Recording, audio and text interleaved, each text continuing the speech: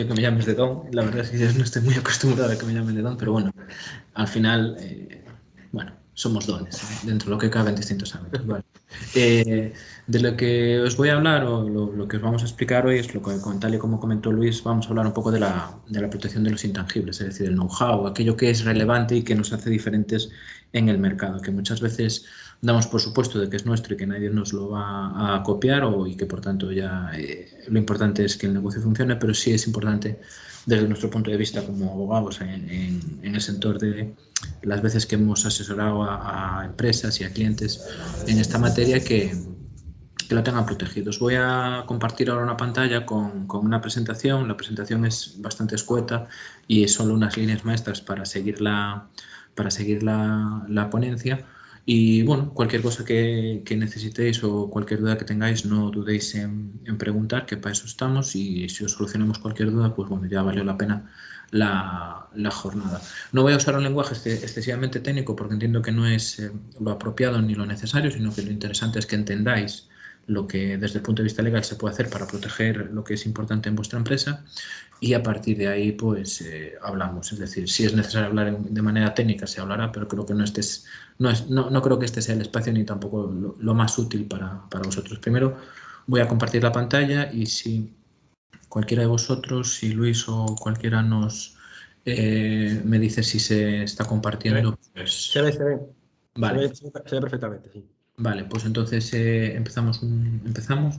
Bueno, como todas las presentaciones, pues tiene una parte inicial en la que se muestra quién es el que habla, ¿no? Nosotros somos Sisteme, somos un despacho que estamos en Santiago y como dijo Luis, pertenecemos a INEO porque, digamos, el core de nuestro negocio, de nuestro asesoramiento es las empresas de base tecnológica y, bueno, estamos en Santiago, pero prestamos servicio a nivel nacional, ¿no? Y esto es un poco las áreas en las que prestamos asesoramiento, que es esencialmente de lo que vamos a hablar hoy. Y de todas maneras, le pasaré a Luis las slides o lo que sea, y si las queréis, pues él os las hará llegar por correo electrónico. Vale, el despacho esencialmente lo formamos yo y José Nogueira, los dos nos llamamos José, y bueno, lo que hacemos es eso, asesoraros a vosotros en estas distintas áreas. Yo estoy más especializado en la parte de la protección jurídica del software, que es una expresión un poco más amplia, que en realidad hace referencia a la protección del software desde las distintas maneras, tanto desde el punto de vista de la creación del software como desde el punto de vista de la protección a la hora de la comercialización del mismo, ¿no? Y José está más en la parte de compliance y otros ámbitos del despacho, pero en el fondo los dos hacemos las dos cosas, ¿no? Pero al final aún no siempre tiro más para un lado que para otro. De lo que vamos a hablar hoy, como se ve en la presentación y ya os comentó Luis en la propuesta de la charla, pues vamos a hablar un poco de lo que es la propiedad industrial y la protección jurídica del software. Yo me voy a centrar mucho más en la parte del software porque entiendo que es mucho más interesante y aparte es mucho más sencillo de entender que respecto a lo que es la parte inicial de la parte de patentes, modelos de utilidad y marcas, porque, por ejemplo, en el ámbito del software la patente no puede ser de manera directa, por lo menos en España y en Europa, sino que tiene que ser de manera indirecta, ¿no? Entonces entiendo que es mucho más relevante centrarnos en lo que sí que podemos hacer ahora de manera inmediata y por eso hablaré más de las marcas y sobre todo de los distintos elementos que nos sirven para proteger el software, ¿no?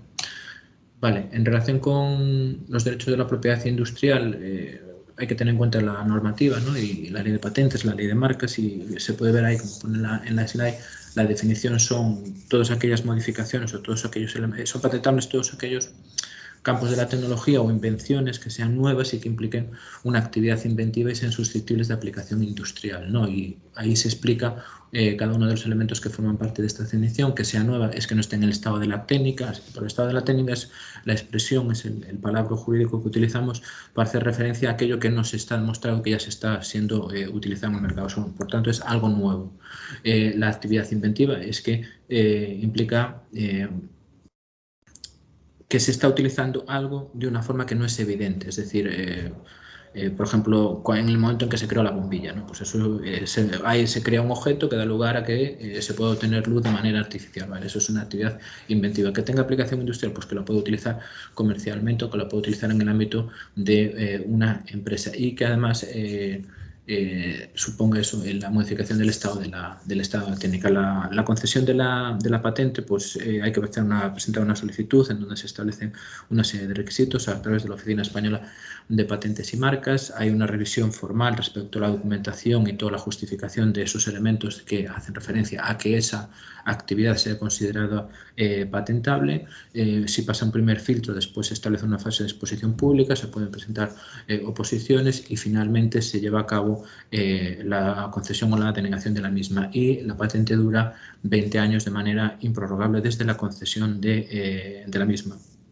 Y la principal ventaja de la patente es que excluye del mercado a aquellas personas que quieran utilizar lo mismo que tú ya tienes patentado, es decir, te da la exclusividad para poder utilizarlo en el mercado. Y si alguien quiere hacer algo que tú tienes patentado, pues tendrá que llegar a un acuerdo contigo de comercialización y, por tanto, en donde tú podrás establecer las regalías o comisiones que consideres oportunas para lo mismo. Aunque entiendo que lo interesante es explotarlo de manera directa, puesto que ya que has llevado a cabo toda lo que es la labor inventiva y por tanto ese esfuerzo, ¿no?, en creación de tecnología, pues explotarlo en el mercado mientras tengas la exclusividad. Respecto de las marcas, aunque no lo tengo en la slide, la marca es la protección de cómo nos ven en el mercado. Es decir, y aquí es importante cuando estamos en el mercado, sobre todo si vamos a sacar algún producto, más allá de lo que es la marca en sí de la empresa, que también es importante registrarla. Si vamos a sacar un producto, una línea de productos, antes de sacarlos al mercado, registrarlos en la Oficina de Patentes y Marcas. Hay que diferenciar si la patente, o sea, si la marca es nominativa o si también permite también proteger lo que es el logo, la imagen en sí misma de la marca. Lo interesante no es tanto el proceso en sí de registro de la marca, que es rellenar el formulario a través de la Oficina de Patentes en su página web y pagar una tasa previamente establecida, sino que ahí en donde es importante, en donde hay que tener especial atención o prestar especial interés es en la elección de la clase de la marca. Es decir, hay una norma que es el Tratado de Niza, en donde se establece una clasificación de las marcas en función de la actividad a la cual se esté destinado o se vaya a destinar ese producto que se quiere proteger a través de esa marca. Y por tanto es interesante analizar bien el mercado al que me voy a dirigir y elegir la clase correspondiente, porque pueden existir dos nombres iguales que estén registrados como marca igual, pero que como no se dedican a lo mismo y son totalmente antagónicos, no se genera la confusión en el consumidor, en el mercado, y por tanto podrían coexistir. Pero porque eso, el elemento fundamental para que una marca se conceda o se deniegue es que se pueda crear una confusión respecto a otras que ya puedan existir en el mercado, que tengan denominaciones similares y que puedan causar confusión, ¿no? El ejemplo paradigmático de este tipo de cosas es que en el supermercado siempre vemos en un lado Coca-Cola marca registrada y al lado vemos Frescola o cualquier otra cosa que acabe en cola, pero que no es Coca-Cola y que es más o menos el mismo producto. Y lo importante es que ese segundo logo, esa segunda denominación tiene que ser suficientemente diferenciable para que el consumidor no lleve a engaño acerca de si ese producto es de verdad, pues en este caso que estamos hablando, Coca-Cola marca registrada. Por lo tanto, creo que no podría registrarse alguien que se pronunciase exactamente igual, ¿no?, como Coca-Cola, pero en vez de Coces que llevase CAS, ¿no? Entonces, eso es lo relevante. ¿Y por qué decimos que es relevante protegerlo antes de sacarlo al mercado? Pues porque en este tipo de protección de derechos rige la prioridad en el tiempo, es decir, el que primero lo escriba en el registro, siempre que actúe con buena fe, es el que se va a tener la protección. Y digo prioridad en el tiempo con buena fe porque lo que no se va a permitir, o en su caso dará lugar después a la posibilidad de la impugnación y la revocación de la marca, es si alguien lo hace con la idea de aprovecharse de lo que está haciendo otra empresa, ¿no? Y en este siempre pongo el mismo ejemplo, que es, no sé si os acordaréis, pero hace muchos años jugaba en España Ronaldo Nazario, el brasileño, el bueno, no el portugués, y bueno, tenía mucha fama y todo este tipo de cosas, ¿no? Pues una persona registró la marca de Ronaldo para los vaqueros y posteriormente pero no lo había hecho con intención de nada, sino que bueno, le puso Ronaldo y después coincidió. Lo que pasa es que después había la confusión de si esos vaqueros pertenecían a Ronaldo o no, y al final Ronaldo le acabó comprando la marca. Y por ejemplo Cristiano Ronaldo pues tiene registradas todas las marcas habidas y por haber que hagan referencia a CR7, ¿no? Pues es para evitar ese tipo de situaciones. Vale, entonces dejando un poco al lado esta parte inicial y más engorrosa y que necesitaría para exponerla bien 1 hora o 2 horas única exclusivamente, pues entiendo que es más factible y más importante que os quedéis con esa idea inicial de que pues hay que diferenciar entre lo que es una patente y un modelo de utilidad. Un modelo de utilidad, digamos que es una patente menor, es aquella situación en la cual yo estoy utilizando algo que ya se conoce, que ya está en el estado de la técnica, pero le estoy dando un uso distinto.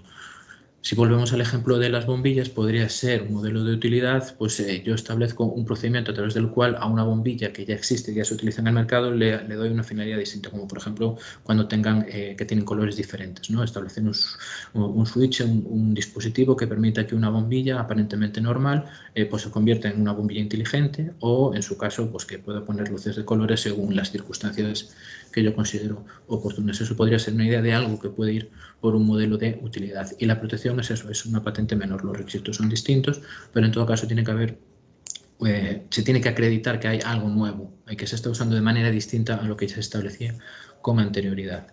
Y después hay que tener en cuenta también el ámbito en donde actuemos. Hay la patente y la marca y el modelo de utilidad, y aparte, por ejemplo, las marcas hay que diferenciar si estamos registrando una marca nacional o una marca que tenga efectos también en el ámbito de la Unión Europea. Si presentamos la marca a efectos que tenga efectos en la Unión Europea y nos la rechazan, después a lo mejor vamos a tener más problemas de que nos reconozcan a la marca a nivel nacional, etcétera. Y esto después tiene otras connotaciones, ¿no? Como por ejemplo también con los nombres de dominio y con los demás elementos que permiten tener la empresa, la presencia de la empresa en el mercado a través de Internet, que es esencialmente en el mundo en el que nos movemos ahora. Pero bueno, eso también ya daría lugar a otra charla totalmente diferente, que es la relación con la presencia en Internet, ¿no? Y cómo deberíamos proteger la web y demás elementos.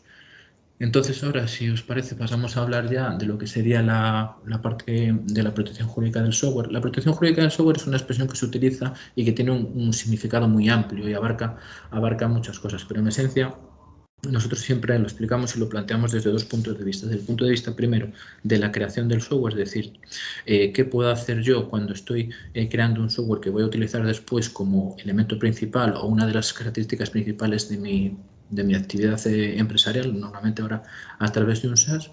Y aquí hay que diferenciar si estoy haciendo yo el desarrollo porque lo voy a comercializar yo, o si estoy haciendo el desarrollo porque alguien me ha pedido que haga el desarrollo, es decir, soy una empresa de desarrollo de software que trabaja para terceros haciendo software a través de lo que normalmente se denomina como contratos llave en mano, o si soy una empresa que lo que hace es adaptaciones de software, por ejemplo, los famosos ERPs Odoo, ¿no? Que es software libre o open source, dependiendo cómo lo queramos definir, en donde, por ejemplo, mi modelo de negocio puede ser la adaptación a cada uno de los clientes de esa suite ERP que está disponible a través de Internet. Entonces, podemos plantearlo desde esos 2 planos. Si lo planteamos desde el plano en el que yo voy a usar el software, es decir, el software me pertenece a mí, hay que prestar especial atención, primero, a si lo desarrollo yo o me lo desarrolla un tercero. En caso de que me lo desarrolle un tercero, pues lo importante aquí es establecer el contrato de desarrollo, es decir, la relación en la cual me va a vincular con esa empresa que me está desarrollando el programa que después yo voy a utilizar.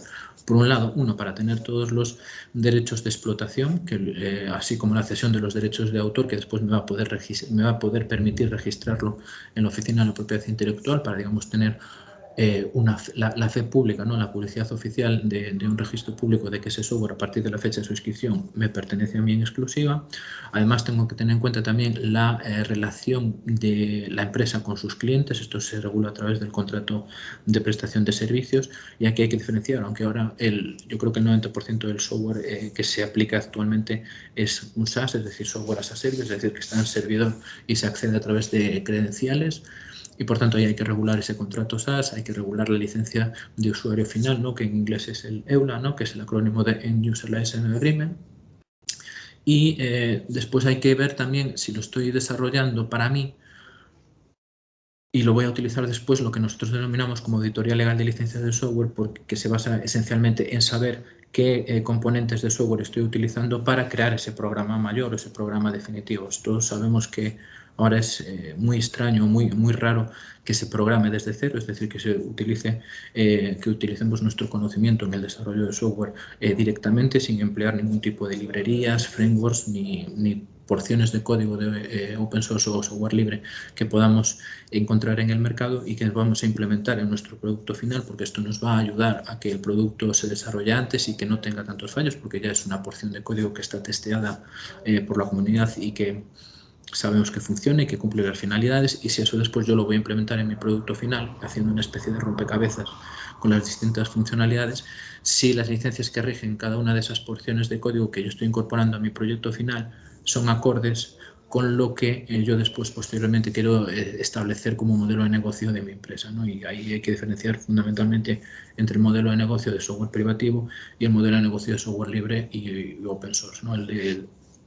El software privativo pues, se basa fundamentalmente en cobro por uso, un SaaS de toda la vida, mientras que en la parte del software libre open source es más en cuestiones de mantenimiento, adaptación, es decir, estar más no en la creación del software en sí, porque digamos que ya no es lo relevante, es decir, tu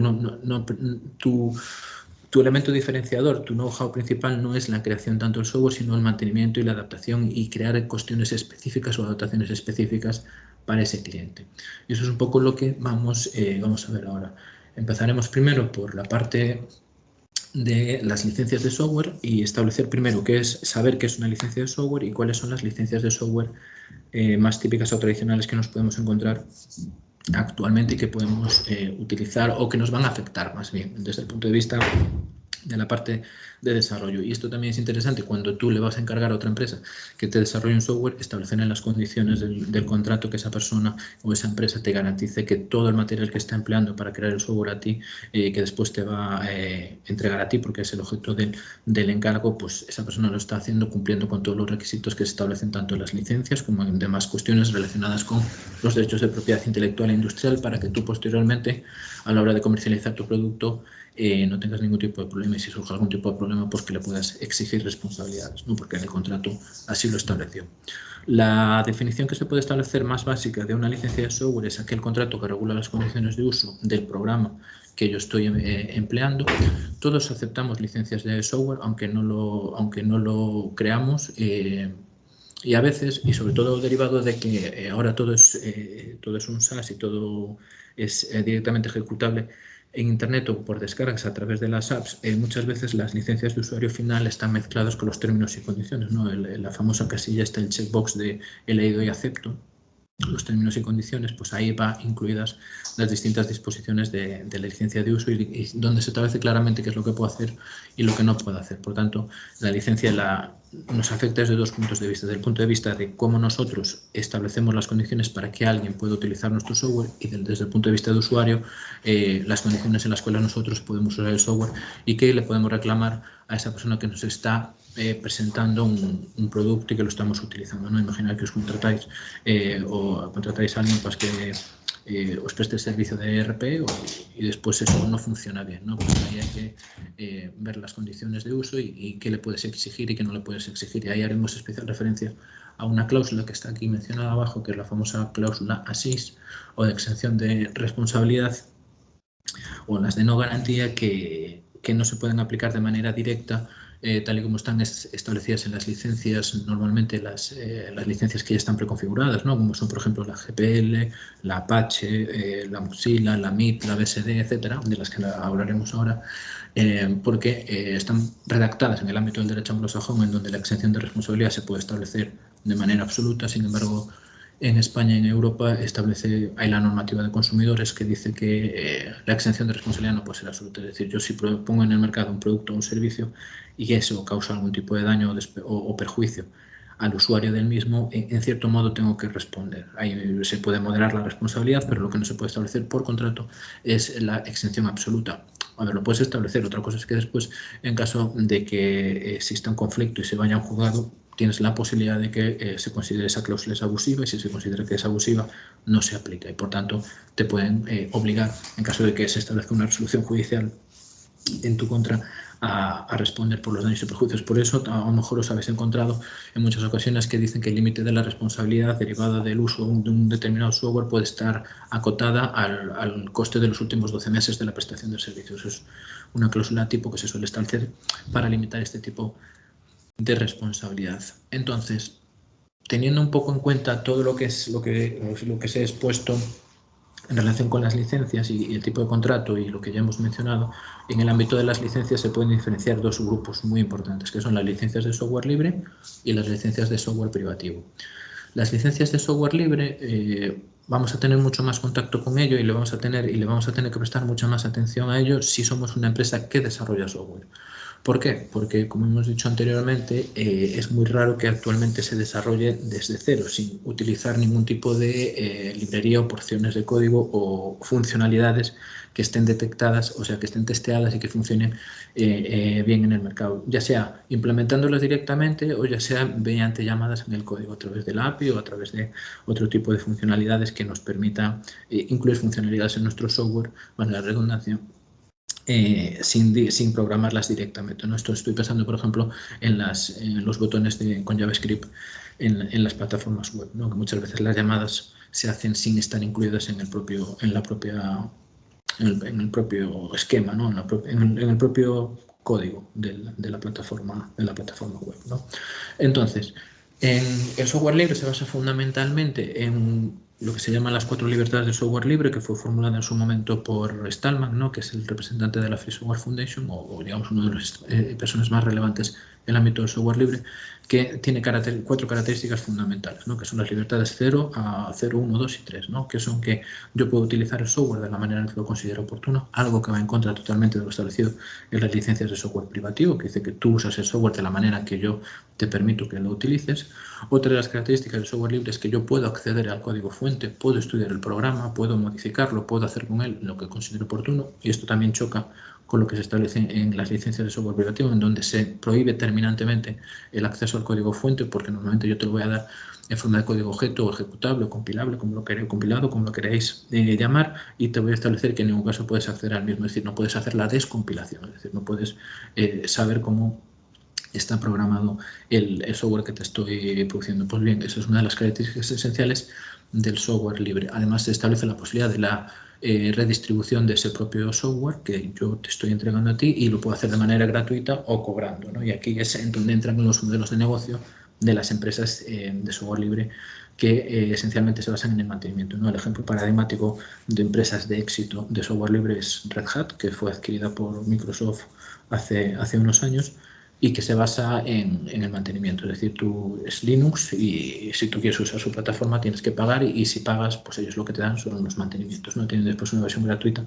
para la comunidad, que es Fedora, en donde no tienes que pagar nada por instalarla y utilizarla, pero digamos que los mantenimientos y las actualizaciones no están al orden del día, o las LTS, ¿no? Las long term se publican tardan más, ¿no? Y aquí, por ejemplo, tenéis Ubuntu, ¿no? Que es una derivada de Debian, y también se puede entender como software libre. El contenido fundamental de una licencia de software libre, más allá de esas 4 características que son comunes a todas ellas y que, por tanto, tenéis que tener en cuenta, sobre todo a efectos de modelo de negocio, si queréis llevar un modelo en el que no conozcan el código fuente de vuestro programa, o un modelo de negocio en el que no os importe que conozcan el código fuente porque vosotros os centráis en otra parte, que es en la parte de mantenimiento y personalización o adaptación, es el contenido de las licencias. Hay las licencias más simples a las licencias más amplias y complejas, que son auténticos contratos que hay que leer y analizar con calma. En todas ellas hay una serie de elementos comunes. En primer lugar es el copyright, es decir, que se establezca al inicio de cada una de las licencias quién es el titular de los derechos del programa que se va a licenciar con esa licencia, y establecer la fecha del copyright. Este copyright es importante y siempre te van a poner en todas las licencias de software libre que veas, como por ejemplo la MIT o la BSD o la Apache o cualquier otra que tú veas que se considere como software libre o open source, que no se puede modificar nunca el copyright. Es decir, tú podrás utilizar el software, modificarlo, venderlo, comercializarlo, hacer lo que consideres oportuno con él, pero nunca vas a poder quitar el copyright. Y en caso de que lleves a cabo modificaciones en ese programa y después lo comercialices, porque es una de las funcionalidades que te permite esa licencia, tendrás que decir claramente qué parte del código has modificado y cómo afecta eso al funcionamiento del programa, porque una de las características fundamentales del software libre es mantener la reputación del que crea el programa y lo pone a distribución en la comunidad. Después es el contenido de la licencia, que este va variando dependiendo del tipo de licencia. Las licencias más sencillas como la MIT o la ABSD, ¿no?, de la Universidad de Berkeley, simplemente te dicen que el software que está liberado a través de esta licencia es software libre, que te dan unas garantías a nivel mundial irrevocables, marketing gratuito, libre de royalties, transferible, etcétera, para usar el mismo, y después te dicen que siempre van a estar exentas de responsabilidad y que no van a responder por un tipo de daño o perjuicio que puedan ir derivado del uso de ese programa, ¿no? Y es lo que se denomina cláusula así, es decir, este software se entrega así, ¿no? Es la expresión que utilizan en inglés. Y como os he dicho anteriormente, en el ámbito del derecho español no se aplican directamente y por tanto pueden ser consideradas abusivas. Después hay otras licencias que, además de establecer estos elementos comunes, te van a establecer un contenido muy detallado de qué se entiende por licencia, qué se entiende por código fuente, qué se entiende por código objeto, qué se entiende por redistribución, qué se entiende por uso, modificación o cambio, cómo puedes hacer la distribución o redistribución del producto o del software, en este caso, si es en forma de código objeto o en forma de código fuente. Después se suelen establecer una cláusula de delimitación en relación con las patentes, es decir, porque, como os he dicho, en España, en Europa, no se puede patentar el software de manera directa, ¿no? Sería siempre una solución indirecta para un problema técnico. Sin embargo, en Estados Unidos, en el derecho anglosajón, sí que se puede patentar el software. Estas cláusulas están pensadas para que, si yo aporto una determinada solución o una modificación en un software, y después se incorpora ese software, porque si utilizáis Git entenderéis lo que voy a decir ahora, ¿no? Es decir, yo tengo el proyecto en un repositorio, alguien me hace un fork del proyecto, lo analiza y me hace una pull request, yo acepto la pull request y hace un merge para digamos, la versión principal del programa. Pues después puede pasar que en paralelo esa persona patente ese software y me venga a reclamar: oye, mira, que estás utilizando algo que está patentado por mí y me tienes que pagar determinada cantidad de dinero o lo que sea necesario. Pues esas cláusulas de limitación de responsabilidad en materia de patentes lo que establecen es que no puedes aportar y después decir que has patentado para cobrar, y de hecho perderías la posibilidad de utilizar el software desde el momento en que hayas presentado la demanda en el juzgado. Y eso es un poco la parte de lo que deberíamos tener en cuenta en las licencias. La licencia de software libre hay que ver después cada una de ellas, porque, por ejemplo, quizás si vosotros queréis establecer un modelo de negocio software privativo, es decir, comercializar un software y que nadie pueda tener acceso al código fuente, deberíais evitar, en el ámbito del desarrollo de ese programa final que estáis creando para después comercializar, utilizar cualquier tipo de librería o componente que esté liberado con la GPL, ¿no? Con la General Public License, que es la licencia de software libre de la Free Software Foundation, que ahora está en la versión 3, y que tiene como característica fundamental que cualquier tipo de código o software que se encuentre liberado con la misma nunca podrá ser software privativo. ¿Y por qué digo esto? Digo esto porque hay otras licencias que te permiten cambiar la licencia. Es decir, a mí me llega un producto, en este caso un software que está con la licencia MIT, yo puedo coger ese software, estudiarlo, modificarlo, adaptarlo, crear otro nuevo software en base a ese software inicial que está con licencia MIT y después yo comercializarlo con una licencia distinta, es decir, con una licencia privativa, es decir, hacer lo mío sin que nadie pueda acceder al código. Para que entendáis un ejemplo de cómo esto pueda llevar a cabo a la práctica en el ámbito de las empresas y que puede ser muy lucrativo, es, por ejemplo, en el sistema operativo Mac, iOS, ¿no? El sistema operativo Mac o iOS, y el origen del mismo es software libre. Lo que pasa es que esa licencia le permitió en su momento después cambiarlo para software privativo, y ahora Mac, digamos, es uno de los elementos de software privativo, ¿no? Junto con Microsoft a través de Windows. Es decir, lo puedes usar, pero de acuerdo con las características que ellos te ponen en la licencia de usuario final, y en ningún caso puedes acceder al código fuente, es decir, no puedes descompilar el software para saber cómo funciona por debajo. Y si lo haces, pues estás incumpliendo la licencia y, bueno, podría dar lugar a que te exigiesen responsabilidades. Con todo lo que se ha dicho, y ahora creo que es importante que lo tengamos en cuenta, esto es importante si yo estoy creando software y lo voy a comercializar, o si se lo estoy encargando a otra persona para que después yo comercializarlo. Pues que esa empresa que me va a desarrollar el software, dejarle claro cuál es mi modelo de negocio y cómo lo quiero enfocar. Es decir, mira, te estoy encargando este software y quiero que tenga estas funcionalidades y quiero después comercializarlo como software privativo. Cuando utilices componentes, mira con carácter detallado que todos aquellos elementos o componentes que tú vas a utilizar después me van a permitir a mí comercializarlo como software privativo, es decir, que se vaya acorde con mi modelo de negocio para evitar problemas. Una vez que ya tengo el software creado y lo voy a comercializar o lo estoy comercializando, lo normal es establecer una licencia de usuario final o los términos de uso del usuario. Y si es de software libre, pues o bien os recomendaría que cogieseis ya algunas de las licencias que están en el mercado y que están avaladas por la comunidad y que tienen un amplio uso, porque si es software libre, se entiende que va a poder ser accesible a todo el mundo, con independencia de que sea de pago o gratuito, y por tanto va a producir un efecto de mayor seguridad si la persona ve que está con una licencia que está testeada y que está conocida, aunque nada impide que te crees tu propia licencia con las condiciones que estimes oportuna. Pero en el ámbito del software libre quizás eso sería lo más raro. Lo normal sería ya coger, por ejemplo, pues un Apache o una Mozilla o una MIT, ¿no? Dependiendo del ámbito en el que me mueva y de cómo quiero que ese producto esté disponible, ese software esté disponible en el mercado. Si lo que pretendo es tener un SaaS y, por tanto, que la gente me pague por el uso de mi producto, pues tengo que hacer una licencia de usuario final con el acuerdo de los términos y condiciones para el usuario final, en donde se establecen claramente una serie de elementos. Y lo que está en la diapositiva, que veis como cláusulas más comunes en las licencias de software privativo, digamos que son el contenido mínimo que debería tener una licencia de software privativo para protegeros. En primer lugar, la titularidad, es decir, reconoceros a vosotros como los titulares de los derechos de propiedad intelectual y propiedad industrial del software, que esto es un contrato que firmáis vosotros y vuestro usuario final, establecer qué es lo que hace el software y para qué está destinado, establecer claramente la prohibición de la ingeniería inversa, es decir, y aquí se puede establecer o bien en un único párrafo o bien enumerando de manera no exhaustiva, es decir, cuando un abogado te dice que esto está enumerado de manera no exhaustiva, es una lista abierta, es decir, yo te pongo como ejemplo por 5 o 6 cosas que no puedes hacer, pero se pueden entender incluidas más de las hay enumeradas, es decir, no solo se ciñe a lo que se ve en el documento. La duración, normalmente las licencias suelen ser o bien por uso, es decir, si yo tengo un software que lo que permite es escanear documentos, pues te hago una licencia y me pagas tanto pues por paquetes de 200. Cada 200 fotos que subas o que cada 200 imágenes que escanees, pues se te acaba la licencia y no puedes seguir utilizando el programa. O bien puedes establecerlo, si por ejemplo lo que hacéis es almacenamiento de líneas de código, pues cada 10.000 líneas de código, pues tanto.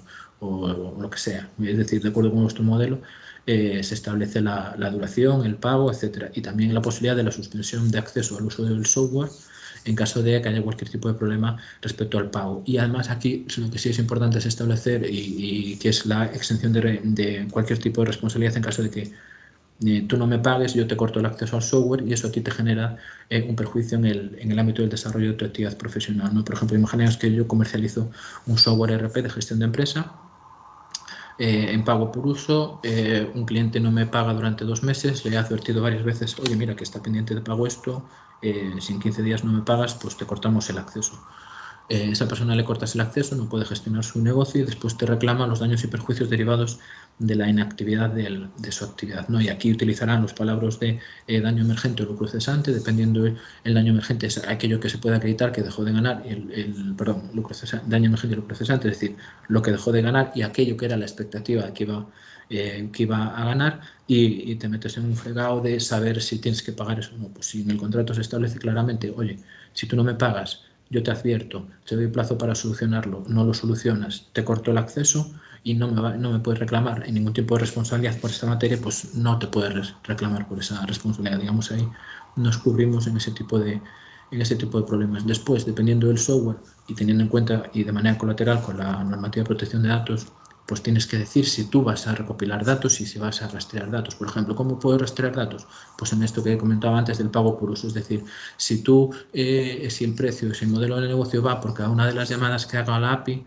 para el funcionamiento, pues digamos que tengo un chivato, ¿no? un rastreador en el programa que me dice cuántas llamadas has hecho, pues a partir de en base a ese criterio objetivo, dentro del periodo de tiempo que se establezca, por ejemplo, 6.000 llamadas al mes o lo que sea, pues te establezco el código, pero él tiene que saber que yo estoy por debajo teniendo ese conocimiento. De la misma manera, si los datos que están almacenados en ese programa están almacenados en mi servidor, pues tengo que establecer las normas correspondientes para cumplir la protección de datos y que no existe ningún tipo de problema respecto a esa gestión de datos, que ahí también tendríais que firmar lo que se llama un contrato encargado de tratamiento de datos.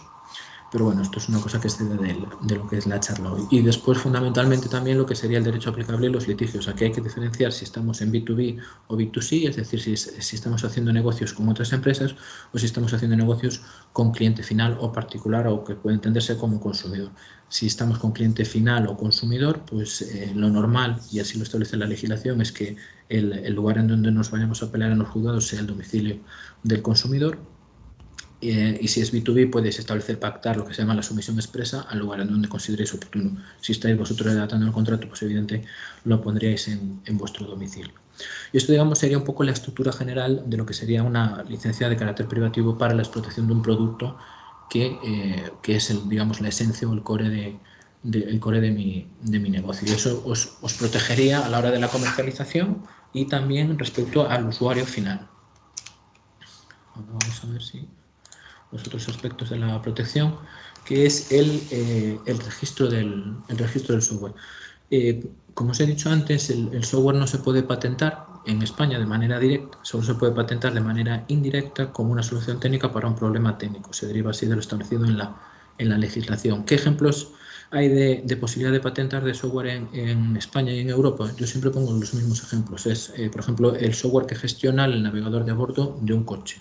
Si yo tengo un coche, soy una empresa que crea una empresa de automoción o que crea componentes para la automoción. Si yo creo un software que es capaz de que cuando empieza a llover el limpiaparabrisas se active automáticamente o las luces se enciendan automáticamente o las luces cortas se cambien para las largas y las largas para las cortas, dependiendo si me voy a encontrar con otro coche enfrente, y eso se realice de manera automática sin necesidad de que el conductor active las distintas palancas.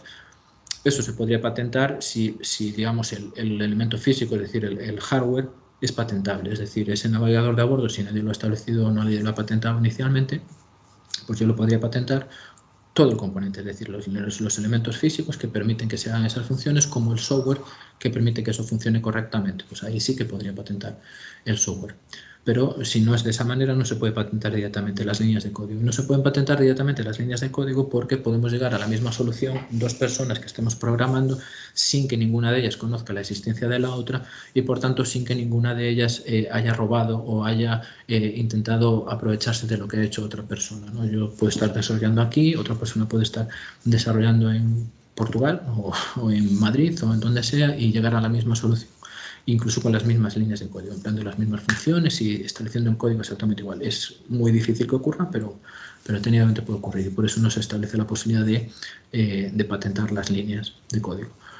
Y lo que sí que podemos hacer es tener el registro. Sabéis que los registros públicos en España se basan tienen una característica fundamental, que es la fe pública, es decir, si algo tiene un sello de un registro público español, se parte de que es verdad, y por tanto quien quiera oponerse a eso pues tendrá que llevar en la carga de la prueba, es decir, actuar de manera que pueda constatar de manera clara e indubitada que lo que dice él es verdad y lo que decimos nosotros es mentira.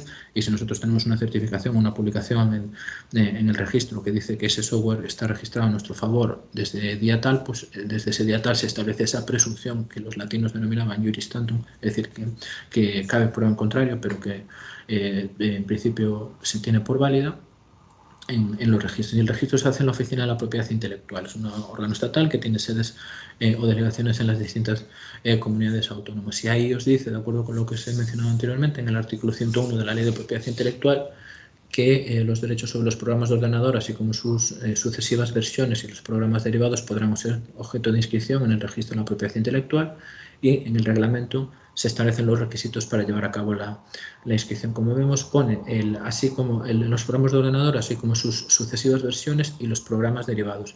Esto significa, en primer lugar, tenemos que tener en cuenta que en nuestra legislación la protección jurídica del programa de ordenador o del software se equipara a la de las obras, es decir, a la de los libros. De hecho, viene derivado de un tratado internacional para la protección de las obras, es decir, no se ha adaptado o no se ha modificado la regulación para hacer referencia o regular específicamente la realidad actual, que es la existencia de software y que hay que protegerlo porque es un elemento esencial en el ámbito de muchas empresas. Y sin embargo lo trata de manera paralela a una obra, a un libro. Y de ahí también viene también derivado de que en el reglamento los requisitos que te piden para la inscripción del software y para protegerlo, ¿no? La solicitud se hace ante la Oficina de Propiedad Intelectual. Hay una serie de impresos normalizados que tú tienes que cubrir y que están disponibles en las páginas oficiales. Los bajas, los cubres y tienes que pagar una tasa y lo presentas en el registro, ya sea físicamente o bien vía telemática. La solicitud, como ahí os describo el contenido que tiene que tener, es la totalidad del código fuente que presentará como ejemplar de la obra, por eso os digo que se utilizan de manera equiparada a lo que puede ser un libro.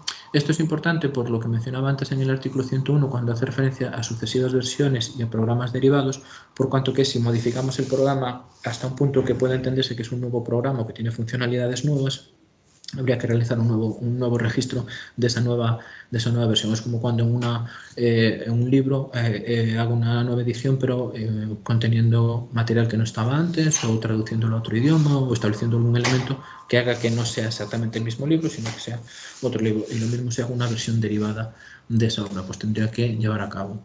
En segundo lugar, te van a pedir un ejecutable del programa.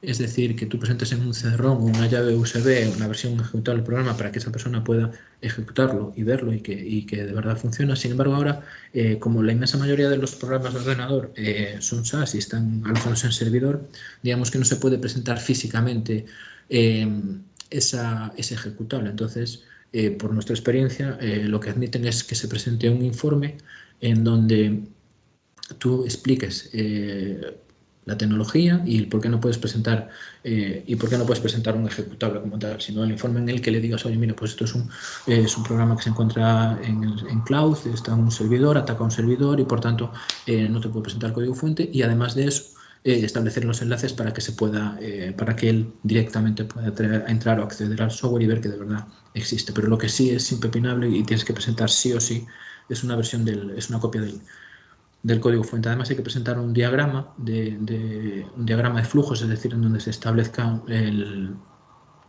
cómo funciona el programa de ordenador, además de una descripción, el lenguaje en que está programado, el entorno, el listaje de los ficheros y, en su caso, el número de depósito legal. Aquí tenéis que tener en cuenta dos cosas distintas: si tú has desarrollado directamente el software o si tú le has encargado a una empresa que te desarrolle el software y tú después quieres ir a registrarlo en el registro de la propiedad intelectual. Si tú has hecho el software por ti mismo y lo quieres presentar en la oficina para registrarlo, pues simplemente te tienes que presentar como autor con todos estos requisitos. Si has encomendado a una tercera empresa que te desarrolle el software y tú después lo quieres ir a registrar siendo tú el titular, necesitas que esa empresa de desarrollo pues haga una serie de documentación, que es básicamente cederte los derechos de propiedad intelectual, y aquí te van a pedir o es necesario presentar el documento de cesión de los derechos de autor de los programadores, es decir, no solo de la empresa en sí misma, sino de cada una de las personas que han estado programando el programa, porque de acuerdo con lo que establece la ley de propiedad intelectual, el que pica el código es el autor, aunque después no tenga derecho a explotación, porque la propia ley en su artículo 97 te establece que cuando yo estoy ejecutando algo dentro de mi ámbito del trabajo, los derechos de lo que yo hago pertenecen al empleador, ¿no? Esto es un parafrase, o sea, estoy haciendo ahí un remix de lo que dice el artículo, que básicamente es eso. Yo, empresa de desarrollo, tengo un programador que me está desarrollando, todo lo que desarrolle ese programador dentro de las funciones propias del contrato de trabajo que yo he formalizado con él, él será el autor intelectual, los derechos de autor moral, pero la explotación le va a corresponder a la empresa. Pero no, en todo caso, en el registro te van a decir inicialmente que es necesario que se presente esa cesión de derechos, así como también que justifiques el contrato de trabajo de esa persona, es decir, presentando nóminas, los documentos nacionales de identidad, y después hay que rellenar también un documento de aportación o de valoración del software, que es distinto de lo que tú le hayas pagado a esa empresa para que te lo desarrolle, y por tanto se establece una serie de documentación que está tasada. Y ahí, dependiendo del registro, pues te van a pedir que lo presentes sí o sí ese tipo de documentos, porque es lo lo que se establece en la normativa, pero bueno, no es más que recopilar esa documentación y establecerlo. Entonces, con toda esa documentación generada, la presentas en el registro, ellos la analizan formalmente, si ven que hay algún tipo de defecto, te conceden un plazo de subsanación, si se subsana, pues sigue el proceso adelante y finalmente se te acabará concediendo en la inscripción en el registro del software y tendrás los beneficios de la publicidad registral. Si no lo subsanas, pues digamos que se decae el derecho y por tanto no se va a llevar a cabo la inscripción, y se establece un plazo máximo de resolución que, si no recuerdo mal, creo que son 6 meses para que dicte resolución, pero bueno, tendría que consultarlo exactamente en la normativa, que ahora no recuerdo exactamente. Digamos que eso es la parte de registro. Por tanto, la verdad es que no sé si estoy corto de tiempo, si me he pasado mucho de tiempo, que me diga Luis cómo vamos de tiempo, pero bueno, esto es un poco lo que os quería contar, en el sentido de que... José Manuel, aún te quedan 10 minutos. ¿Cuánto? Aún te quedan 10 minutos, porque tu intervención está prevista hasta las 11:50, o sea que Vale, aún vamos bien. Y luego podríamos entrar en preguntas y debate, o sea, no te preocupes. Vale. Bueno, pues entonces eso es lo que os estaba comentando. Todo esto que os he mencionado podemos observarlo desde dos puntos de vista. Desde el punto de vista de la empresa que ha solicitado el software y que alguien se lo está desarrollando, y desde el punto de vista de la empresa que desarrolla software y que quiere proteger ese software para después él comercializarlo. Entonces, nosotros lo que recomendamos y lo que sería, digamos, el procedimiento lógico para la revisión de todas estas materias es en un momento inicial. Es decir, nosotros partimos de la idea de que es más interesante sentarnos durante un día o medio día en ver qué es lo que queremos hacer y establecer, digamos, pensar no solo desde el punto de vista técnico qué es lo interesante para el desarrollo de negocio, sino qué implicaciones legales puede tener esto y cómo podemos ir haciéndolo para que vaya coordinado con lo que es el modelo de negocio y no tenga problemas, ¿no? Por ejemplo, si soy la empresa de desarrollo y me encargan hacer este trabajo, pues ver que ese contrato de desarrollo que yo estoy haciendo, que me van a solicitar,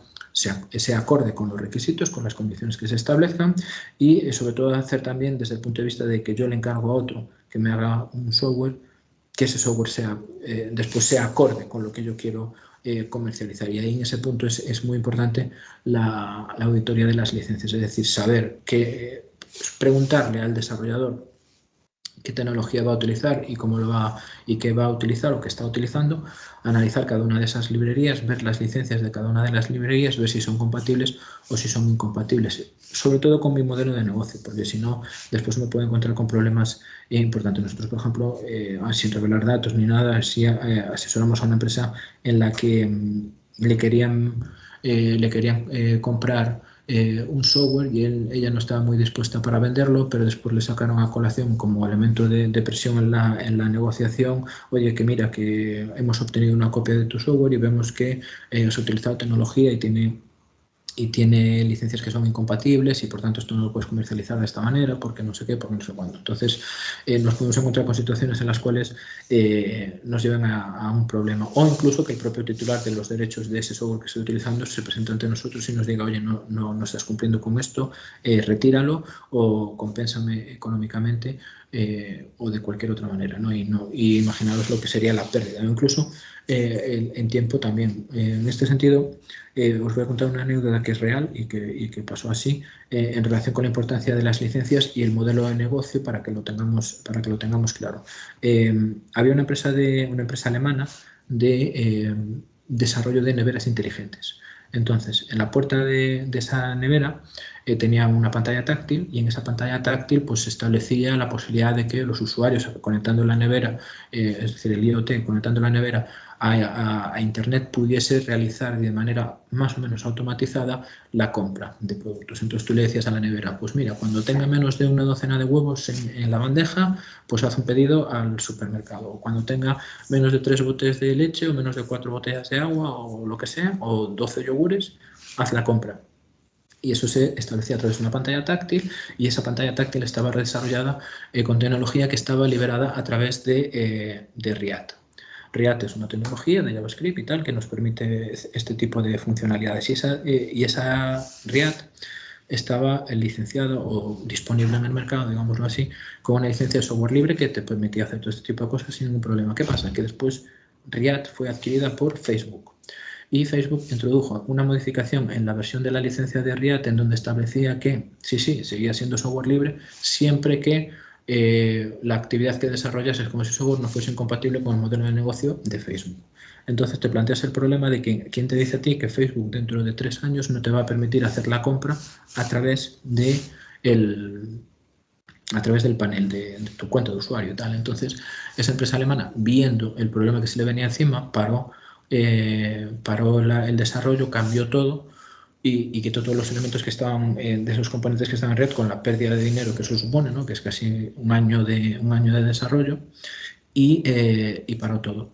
Esto después se conoció en el ámbito de la comunidad de desarrolladores y tal, y se cogió un bastante problema y se estuvo haciendo bastante presión para que Facebook cambiase esa licencia y la volviese a poner software libre puro o open source libre puro como se mencionó anteriormente, pero Facebook no reaccionó y dijo que no, que eso era así y ya está.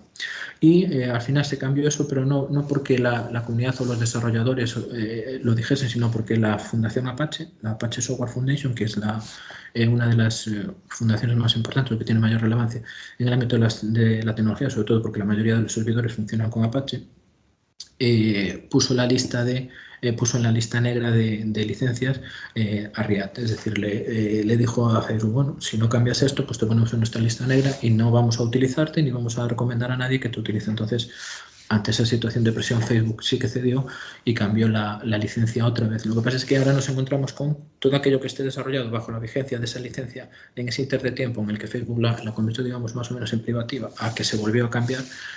Nos encontramos con esa espada de Damocles respecto a si puede en algún momento venir Facebook y reclamarme por utilizar tecnología que esté en contra de su modelo de negocio. Y estos son dos ejemplos reales para que veáis que sí que es importante lo de las licencias y que sí que es importante tenerlo en cuenta a la hora del desarrollo del producto para después tenerlo en cuenta con el modelo de negocio que yo voy a establecer. Y después, en lo que es la parte ya de negocio, de comercio propiamente dicho, establecer unas condiciones que sean adecuadas con lo que nosotros queremos hacer y que establezcan claramente y que nos protejan frente a posibles problemas de los usuarios. Además, dentro de lo que sería ya de manera colateral en la protección del software y que también va muy en la línea con la protección del modelo de negocio y la explotación, si yo le encomendé a una empresa que me haga un determinado software y normalmente va a ir aparejado el mantenimiento, es importante también que en ese acuerdo que tenga con ellos que se establezca lo que se llama el acuerdo de nivel de servicios, que es para los casos en los cuales hay algún tipo de problema en el software, en el mantenimiento, si el software se cae o deja de funcionar o funciona irregularmente. Ahí normalmente se diferencia dependiendo del tipo de problema que tengas, es decir, si no funciona el software, si funciona a veces, si funciona de manera regular, etcétera, ¿no? Se establecen esos parámetros, los plazos de respuesta y las indemnizaciones en caso de que esto me produzca algún tipo de perjuicio.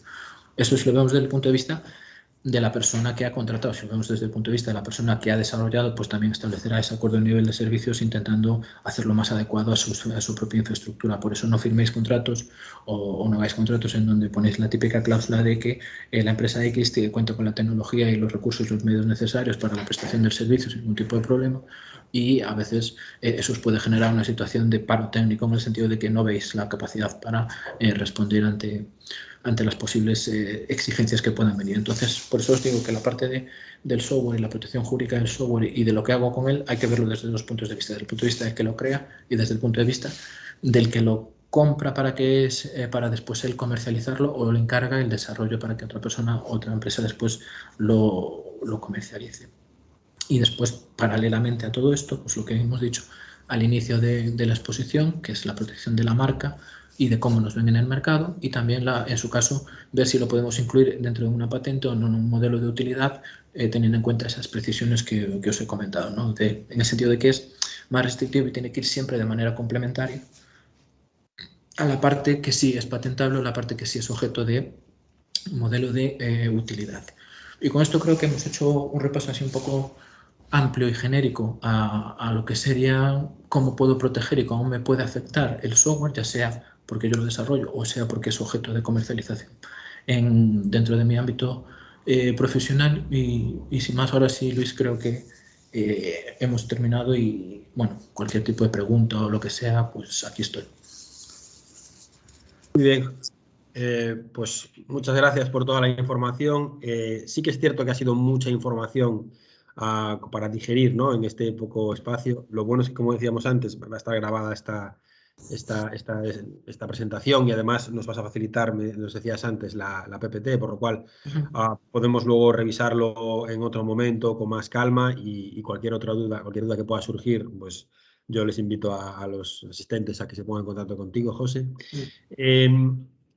Al final, este es el momento, ¿no? de hacer las consultas, las preguntas. No sé si alguien quiere preguntar algo, no sé, si alguien quiere preguntar, simplemente se quita el silencio, o sea, se activa el micrófono, activa la cámara si quiere o no y traslada cualquier tipo de duda que pueda tener, consulta. Bueno, tanto sobre lo que habló José como lo que hablé yo, sobre el tema de la oficina Acelera Pyme. Yo también estoy dispuesto estaría encantado de responder cualquier tipo de consulta. ¿Alguien tiene algún tipo de pregunta? Si no, Hola, sí. Hola, sí. Hola, nada, yo soy David de Tecmatia. A ver, yo tengo una duda respecto al tema del registro de software, ¿vale? Nosotros desarrollamos software propio y lo comercializamos como tal, o sea, de forma directa, desarrollamos nosotros y lo comercializamos nosotros. Claro, al momento de registrarlo, si lo que solicitan es una copia exacta de un determinado código fuente y una versión del ejecutable, en el momento que eso es un producto que está vivo, es decir, que al final tiene una evolución y para nosotros el software que desarrollamos evoluciona pues, continuamente, es decir, este mes es una cosa, el mes que viene va a tener alguna cosilla más y esperemos que siga siendo así. La cuestión es, si tú eso lo registras con esa copia de ese código fuente y ese ejecutable, ¿en qué momento pierde la protección del registro porque tú ya lo has modificado? Es decir, en cuanto haces la mínima modificación, cuando haces una reforma que se pueda considerar importante, funcionalidades grandes, es decir, ahí me pierdo un poco en esa parte, ¿no? Es decir, Sí, eso es lo típico y por eso ahí es lo que comentaba, que ahí no se ve la falta de adaptación real de la normativa a lo que es el objeto de la protección, porque como os he dicho, esto viene derivado de la protección de un libro o de una obra, ¿no? Entonces ahí digamos que los cambios sí que van a ser cambios más importantes y más evidentes. En relación con el software y por lo que yo he hablado y por el trato que he tenido con la oficina de propiedad, ellos dicen que si no recuerdo mal, esto después hay que comprobarlo exactamente, que es, en el fondo depende un poco de ti, en el sentido de que veas que de verdad que sí que introdujiste una mejora o una modificación en el software que valga la pena entenderlo como que tiene la entidad suficiente para llevar a cabo la protección nueva o un registro nuevo. Es decir, si lo único que haces es mejorar, digamos, el front o la funcionalidad, pero no es algo esencial, pero sin embargo, tú imagínate que tu software tenga 5 módulos y de repente le añades 2 módulos más porque ahora tiene una funcionalidad que no tenía antes y sí que la has metido con ese nuevo módulo, con esa ampliación, pues ahí a lo mejor sí que te vale la pena proteger con esa nueva versión, ¿sabes? Pero eso depende un poco de cada uno. Evidentemente, si seguimos la literalidad de la ley, parece entender que cada vez que haces una modificación que habría que registrarla, pero yo entiendo por operatividad de la empresa y por operatividad pura y dura, porque no vas a estar todos los meses en el registro presentando solicitudes, es cada vez que tú hagas una revisión importante. No, si nos miramos, por ejemplo, si hacemos el equivalente en el ámbito del software libre, pues no, cada vez que sale una LTS, no, una Long Term Service, es decir, que por ejemplo cada 2 o 3 años, que cuando Ubuntu o cualquiera de estas saca una nueva versión estable que tiene ya nuevas funcionalidades y características, a lo mejor sí que te compensaría, es decir, cuando saques una versión nueva, cuando tú puedas entender lo que es una versión nueva de tu programa, ¿sabes? vale. Sí, que he entendido. En el fondo, también al final es una interpretación en el caso de que algún día pase algo, ahí es donde se verá si realmente estaba protegido o no estaba protegido, si lo has modificado lo suficiente, es decir, alguien valorará eso, ¿no? O sea, claro, al final, aparte no tienes que valorar. ten en cuenta que registros es un medio más de protección, es decir, al final a ti te va a proteger el hecho de que lo estés comercializando, de que tengas los contratos y después la fe pública del registro te va a decir, oye, mira, que sí, que esto viene sobre todo o está pensado más, y yo lo veo de una perspectiva mucho más clara, para evitar competencia desleal. Es decir, yo hoy saco mi software y digamos que tengo mucho éxito en el mercado y mañana pues aparecen 5 clones exactamente iguales al mío, ¿sabes? Y que yo considero que me están haciendo competencia desleal. Pues ahí le saco el papel del registro y le digo, oye, mira, que por lo menos desde esta fecha esto es mío, es decir, yo lo hice, ¿sabes? Entonces, tú demuestra que no te has aprovechado, digamos, o que no estás haciendo competencia desleal o estás copiando, te estás valiendo de mi esfuerzo. Por eso digo que el registro es un elemento complementario de todas las demás circunstancias. Por eso registrar la marca, establecer otros medios, ¿no? Los contratos con los clientes, la comercialización, la publicidad, el que esté disponible a través de la web corporativa o el medio que utilicéis, ¿no? Para la comercialización del producto, etcétera, ¿no? Son elementos que te van a dar apoyo para garantizar que sí es tu programa, ¿sabes? Vale, muy bien, gracias.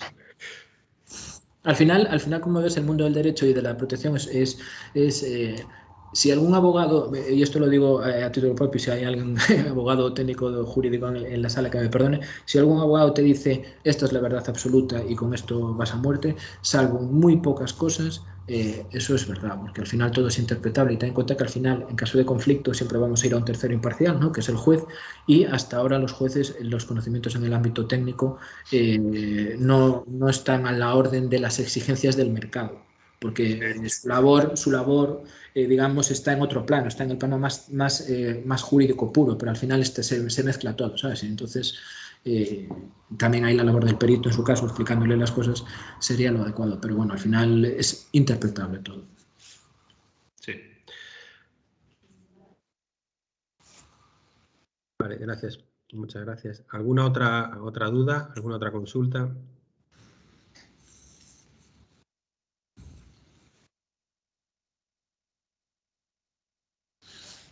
Bueno, yo por quizá ir concluyendo y a la vez arrojar alguna otra consulta mientras la gente va pensando a ver si se anima. A ver, al final, como un poco volviendo al tema de que empezaba yo, con el ámbito de la digitalización, estos aspectos de la protección del software, la protección de la marca, la protección en general de los activos intangibles, ¿no? Que es un poco el general de todo lo que viene siendo este taller.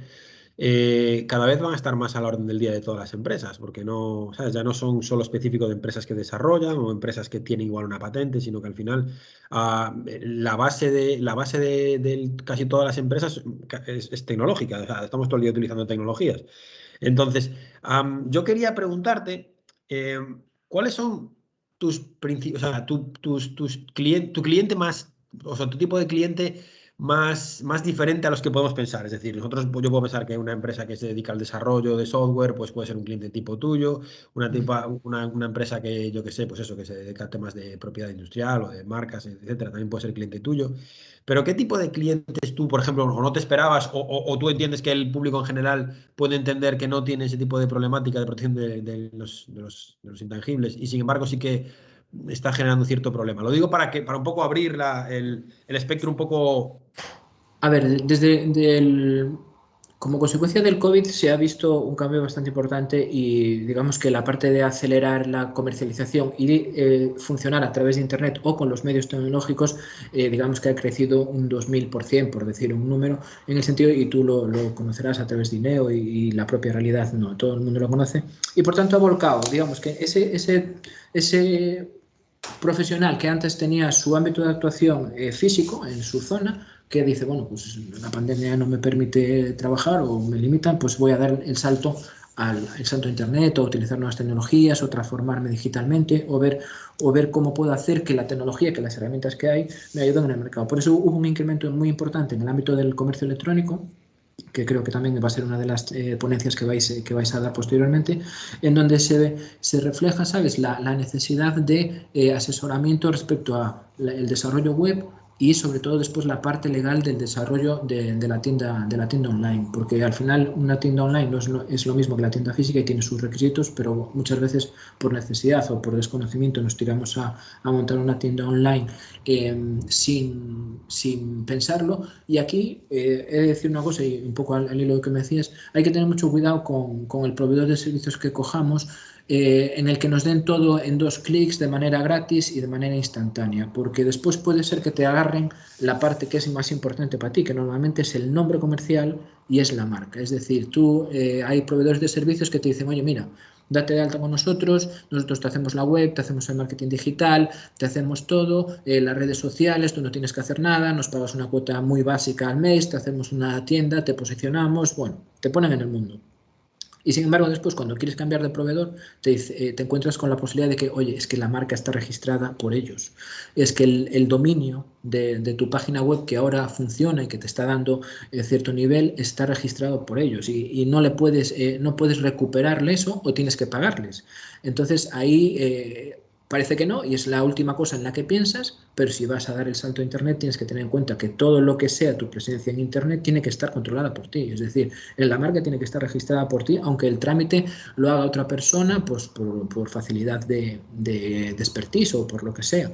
El dominio que va a estar con un servidor y que va a estar alojado en una empresa, tiene que estar registrado a tu nombre, aunque después digamos, el contacto administrativo pueda ser esa empresa o al quien te está prestando el servicio.